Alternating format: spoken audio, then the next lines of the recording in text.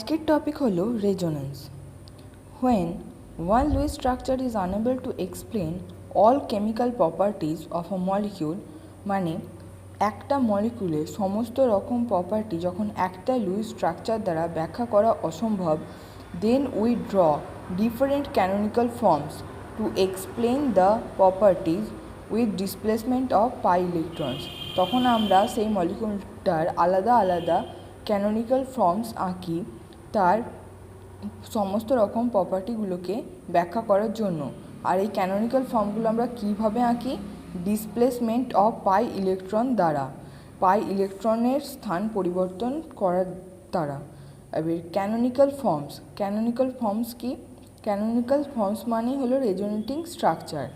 এই যে বেঞ্জিন এইটা একটা ফর্ম, আবার বেঞ্জিনের এটা একটা ফর্ম। এই দুটো ফর্মের মধ্যে তফাৎ কি? পাই বন্ডের ডিসপ্লেসমেন্ট, মানে এইখানে যা পাই বন্ডগুলো যে স্থানে আছে এইখানে পাই বন্ডগুলো তার বিপরীত স্থানে আছে। আর এইটা হলো রেজোনেন্স হাইব্রিড, এই দুটো ক্যানোনিক্যাল ফর্মসের মিক্সচার। আমি এখানে একটা চিহ্ন ব্যবহার করেছি। এই দ্বিমুখী তীর চিহ্নটা রেজোনেন্সকে প্রকাশ করে। আমরা দুটো রেজোনেটিং স্ট্রাকচারকে কানেক্ট করার জন্য এই চিহ্নটা ব্যবহার করে থাকি। এবার দেখো resonance effect. It is a phenomena, এটা হলো একটা ঘটনা, in which a particular compound can be written in two or more structures, মানে এই পার্টিকুলার কম্পাউন্ডটাকে দুই বা তার অধিক স্ট্রাকচারে আমরা আঁকতে পারি। With identical positions of atom, মানে অ্যাটমের পজিশানগুলো একই থাকবে। তারপরে দেখো রেজোনেটিং স্ট্রাকচারস আর হাইপোথেটিক্যাল, মানে রেজোনেটিং স্ট্রাকচারগুলো কাল্পনিক and individually do not represent any real molecule, আর এরা আলাদা আলাদাভাবে কোনো একটা মলিকিউলকে রিপ্রেজেন্ট করছে না। মানে একটা ক্যানোনিক্যাল স্ট্রাকচার সে নিজে অন্য কোনো একটা মলিকিউল নয়, সে হচ্ছে একটা মলিকিউলের একটা গঠন মাত্র। আর সব ক্যানোনিক্যাল ফর্মগুলো নিয়ে তৈরি হয় রেজোনেন্স হাইব্রিড, মানে প্রত্যেকটার কন্ট্রিবিউট থাকে, but they all contribute to a real structure, the resonance hybrid. Resonance হাইব্রিডটা যেটা হয় সেটা হলো রিয়েল স্ট্রাকচার, আর ক্যানোনিক্যাল ফর্মগুলোর এই রিয়েল স্ট্রাকচার বা রেজোনেন্স হাইব্রিড তৈরি করতে একটা কন্ট্রিবিউশন থাকে। Resonance energy, the potential energy difference between the most stable resonating structure and resonance hybrid is called resonance energy, মানে পোটেনশিয়াল এনার্জি ডিফারেন্স কাদের মধ্যে? মোস্ট স্টেবল রেজোনেটিং স্ট্রাকচার আর resonance হাইব্রিডের মধ্যে যে energy ডিফারেন্সটা আছে সেটাকেই বলা হচ্ছে রেজোনেন্স এনার্জি। রেজোনেন্স এনার্জি একটা মলিকিউলের যত বেশি হবে তার স্টেবিলিটি তত বাড়বে, আর রেজোনেন্স এনার্জিটা যত কম হবে স্টেবিলিটিটাও তত কম হবে। এরা প্রপোর্শনালি ভ্যারি করে। এবার এইখান থেকে একটা কোশ্চেন আসতে পারে, মানে তোমাদের মনে হতে পারে যে পোটেনশিয়াল এনার্জিটা কী। এইখানে খুব পাতিভাবে বলার চেষ্টা করেছি যে এটা হলো একটা রিলেটিভ এনার্জি। ধরো এইখানে একটা 1 নম্বর অ্যাটম আছে আর এইখানে 2 নম্বর অ্যাটম আছে, তো যখন 1 নম্বর অ্যাটমটা একা থাকবে তখন এর পোটেনশিয়াল এনার্জি 0, আর যখন 1 নম্বর অ্যাটমটার সাথে 2 নম্বর অ্যাটমটা পাশাপাশি থাকবে, কিংবা আরও যদি অ্যাটম থাকে 3 নম্বর 4 নম্বর, তাহলে এদের ফলে 1 নম্বর অ্যাটমটার মধ্যে যে এনার্জিটা আছে সেটা একটু চেঞ্জ হবে। এদের জন্য এর মধ্যে যে এনার্জির সৃষ্টিটা হবে সেটাকে বলা হচ্ছে পোটেনশিয়াল এনার্জি। এবার দেখো কন্ডিশনস অফ রেজোনেন্স। রেজোনেন্সের কন্ডিশানগুলো কী কী? sp or sp2 hybridization of all atom participating in resonance, মানে প্রত্যেকটা অ্যাটমকে হয় sp হাইব্রিডাইজেশনে থাকতে হবে, নয়তো sp2 হাইব্রিডাইজেশনে থাকতে হবে রেজোনেন্সে পার্টিসিপেট করার জন্য।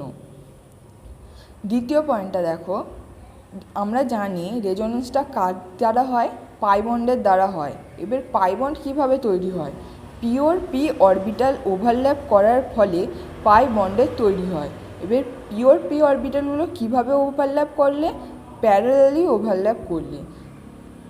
এই দেখো এগুলো হচ্ছে পি অরবিটাল, এগুলো প্যারালালি ওভারল্যাপ করে পাই বন্ডের সৃষ্টি হয়, আর এই পাই বন্ডগুলোই জন্যই রেজোনেন্সের সৃষ্টি হয়। The parallel p orbital overlaps with each other. এরপর দেখো third point, molecule should have conjugate system, মানে মলিকিউলটাকে অবশ্যই কনজুগেট সিস্টেম হতে হবে। এবার এই কনজুগেশনটা কী?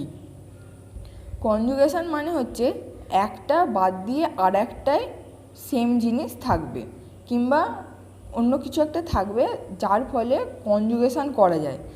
হয় এইখানে দেখো, এইখানে ডবল বন্ডের সাথে একটা বন্ড ছেড়ে দিয়ে, মানে একটা সিঙ্গেল বন্ড থাকবে, তারপরে হচ্ছে গিয়ে হয় ডবল বন্ডই থাকতে পারে কিংবা পজিটিভ চার্জ থাকতে পারে কিংবা নেগেটিভ চার্জ থাকতে পারে কিংবা অড ইলেকট্রন থাকতে পারে। এবার দেখো conjugation between carbon carbon double bond and carbon carbon double বন্ডটা তোমরা বুঝতেই পারছো যে দেখো এই ডবল বন্ডটা এইখানে শিফট করবে, আবার এই ডবল বন্ডটা এই কার্বনের মাথায় শিফট করবে, তাহলে এইখানেতে আসবে পজিটিভ চার্জ আর এইখানে আসবে নেগেটিভ চার্জ আর এইখানে ডবল বন্ডটা হয়ে যাবে।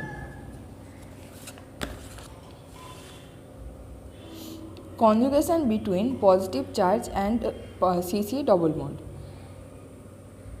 এই ডবল বন্ডটার সাথে পজিটিভ চার্জটা কনজুগেশনে আছে। এই যে এই ডবল বন্ডটা এইখানে শিফট করবে আর হচ্ছে কি এইখানে ডবল বন্ডটা তৈরি হবে, আর যেহেতু এই কার্বন থেকে ডবল বন্ডটা শিফট করে যাচ্ছে তাই জন্য এই কার্বনটা কি হয়ে যাবে, পজিটিভ চার্জ হয়ে যাবে। এবার দেখো conjugation between negative charge and carbon carbon double bond. Sorry, আমি এখানে আগে একটু ভুল লিখেছিলাম।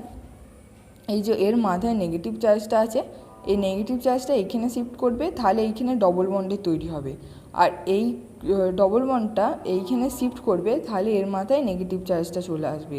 Delocalisation of pi electron and lone pair কিংবা পাই ইলেকট্রনের ডিলোকালাইজেশনের ফলে এই রেজোনেন্সটা তৈরি হয়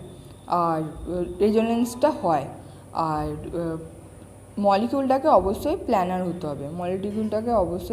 হতে হবে। একটা প্লেন থেকে আর একটা প্লেনে কখনোই রেজোনেন্স হতে পারে না, একই প্লেনের মধ্যে রেজোনেন্স হয়।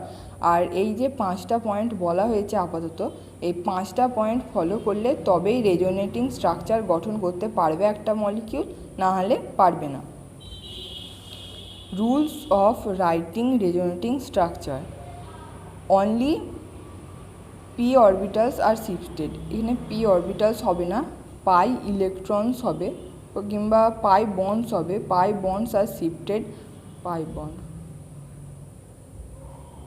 Only pi bonds are shifted আর sigma electrons are not involved in resonance. এইখানে আগেই বলা হয়েছে, কন্ডিশানেই বলা হয়েছে যে পি অরবিটাল ওভারল্যাপের ফলে যে পাই বন্ড তৈরি হয় সেটাই হচ্ছে গিয়ে রেজোনেন্সে অংশগ্রহণ করে। তাই জন্য রাইটিং যখন আমি রেজোনেটিং স্ট্রাকচারটা আঁকবো ঠিক সেইভাবেই আঁকবো নিশ্চয়ই।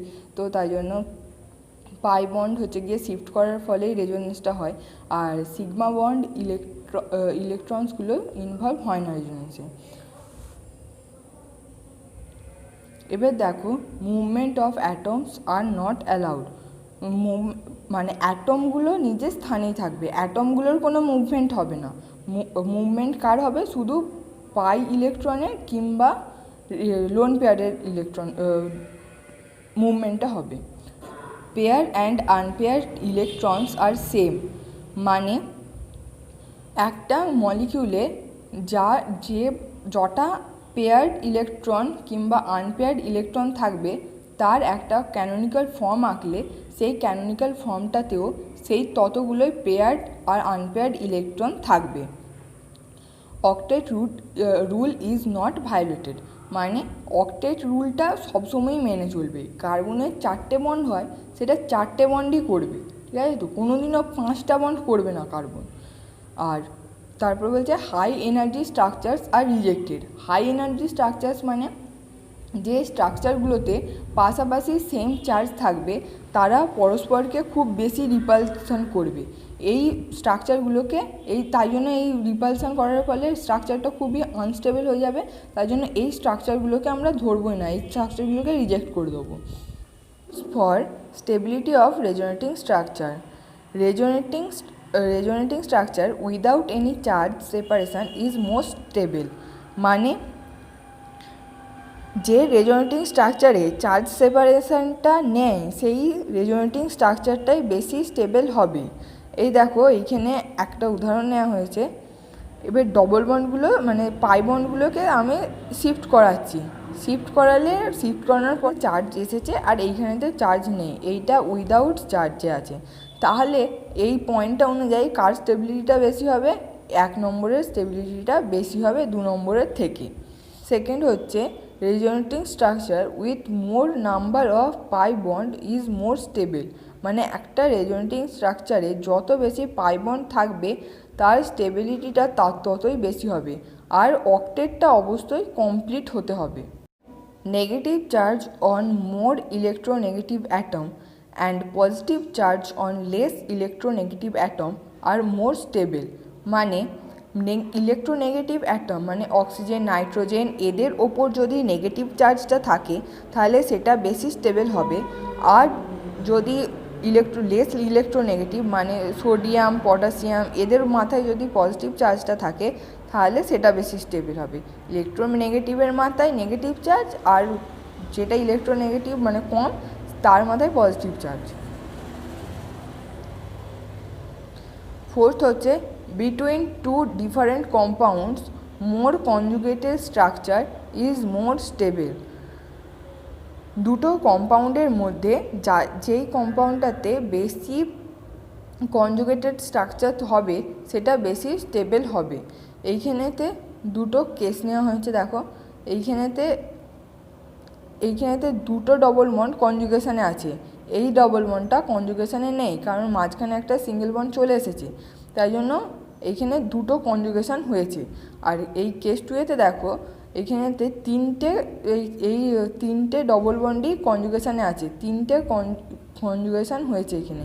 তাহলে দ্বিতীয় স্ট্রাকচারটাতে বেশি কনজুগেশন আছে, তাই জন্য দ্বিতীয় স্ট্রাকচারটা বেশি স্টেবল 1 নম্বরের থেকে। If in two compounds one is aromatic and another is non aromatic, দুটো কম্পাউন্ডের মধ্যে একটা যদি অ্যারোমেটিক হয় আর আরেকটা যদি নন অ্যারোমেটিক হয় এবং তাদের মধ্যে যদি কনজুগেশনটা সেম থাকে তাহলে অ্যারোমেটিক কম্পাউন্ডটা বেশি স্টেবল হবে। Structure with linear conjugation is more stable than cross conjugation. আচ্ছা, লিনিয়ার কনজুগেশনটা কি? লিনিয়ার কনজুগেশনটা হচ্ছে এই ডবল বন্ডগুলো পাশাপাশি অবস্থান করবে এবং পরপর কনজুগেশনে থাকবে। ডবল বন্ড, সিঙ্গেল বন্ড, তারপর আবার ডবল বন্ড, এই দুটো ডবল বন্ড পরস্পরের সাথে কনজুগেশনে আছে, আবার এই দুটো ডবল বন্ড পরস্পরের সাথে কনজুগেশনে আছে। এটা হচ্ছে লিনিয়ার কনজুগেশন। আর ক্রস কনজুগেশনটা কি? এই যে এই ডবল বন্ডটার সাথেও কনজুগেশনে আছে, আবার এই ডবল বন্ডটার সাথেও কনজুগেশনে আছে। তাহলে অ্যাট আ টাইম তো একটাই কনজুগেশন পসিবল এটাতে, তাহলে এইখানে কনজুগেশনের পরিমাণটা কমে যাচ্ছে। কনজুগেশনের পরিমাণ কমে গেলে তাহলে এটা লেস স্টেবল হবে, তাই জন্য ক্রস কনজুগেশনটা লেস স্টেবল হয়। Thank you for watching.